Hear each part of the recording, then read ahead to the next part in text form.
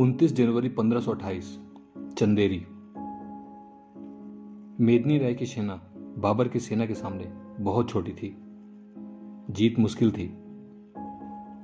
चंदेरी महल के राजपूतों ने अपने छतरानियों को आखिरी बार अलविदा कहा और युद्ध में कूद गए।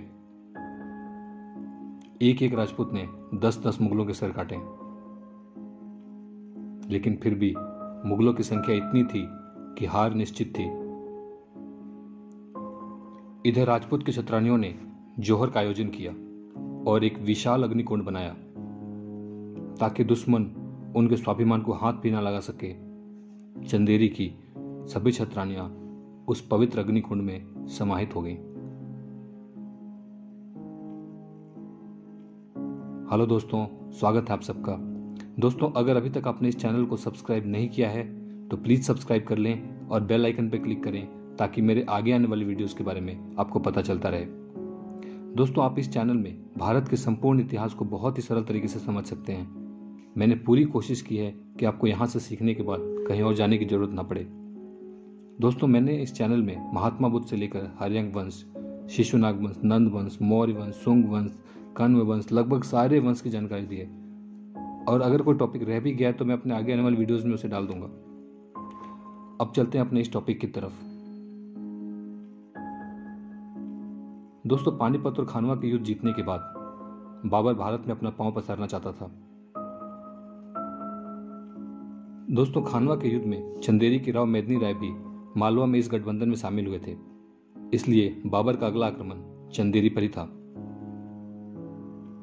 दोस्तों, मैंने अपने पिछले वीडियो में खानवा के युद्ध के बारे में बहुत ही डिटेल में जानकारी दी है। अगर अभी तक आपने वो वीडियो नहीं देखा है तो उसका लिंक मैंने नीचे डिस्क्रिप्शन बॉक्स में डाल दिया है, आप वहां से देख सकते हैं। दोस्तों, चंदेरी पर आक्रमण करने का कारण सिर्फ राणा सांगा का मदद करना नहीं था, बल्कि चंदेरी उस वक्त काफी संपन्न राज्य था। चंदेरी का किला उस दौर का सबसे सुरक्षित किला माना जाता है।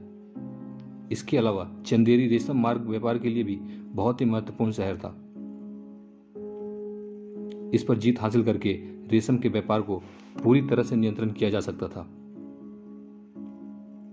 दोस्तों, बाबर ने मेदिनी राय को संदेश भिजवाया कि चंदेरी का किला मुगलिया हुकूमत के सामने पेश करें और बदले में बाबर के द्वारा जीता गया किसी भी किले को अपना बना लें। अपने स्वाभिमान को आगे रखते हुए मेदिनी राय ने इसे इनकार कर दिया और फिर बाबर ने चंदेरी पर आक्रमण का फैसला किया। दोस्तों, बाबर के लिए यह युद्ध इतना आसान भी नहीं था। चंदेरी का किला चारों तरफ से ऊंची पहाड़ियों और जंगलों से घिरा हुआ था। बाबर की सेना को बड़ी बड़ी तोपें, हाथी और इतनी सारी सेना को लेकर इस जंगल को पार करना बहुत मुश्किल था।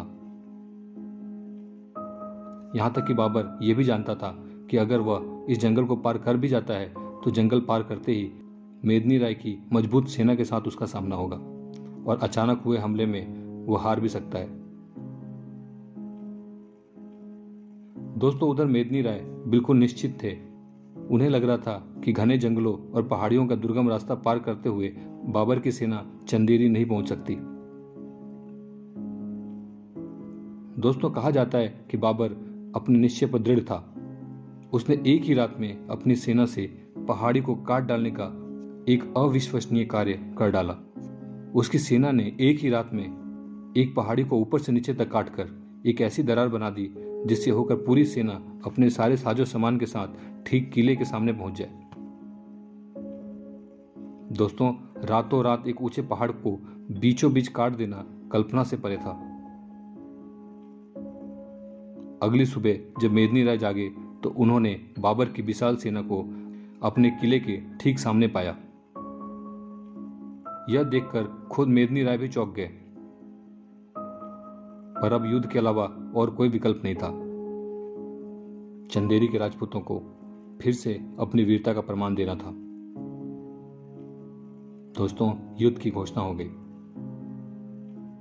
मेदिनी राय की सेना बाबर की सेना के सामने बहुत छोटी थी, इसलिए हार तो निश्चित थी, लेकिन स्वाभिमान के आगे हार जाना राजपूतों को कभी स्वीकार नहीं था।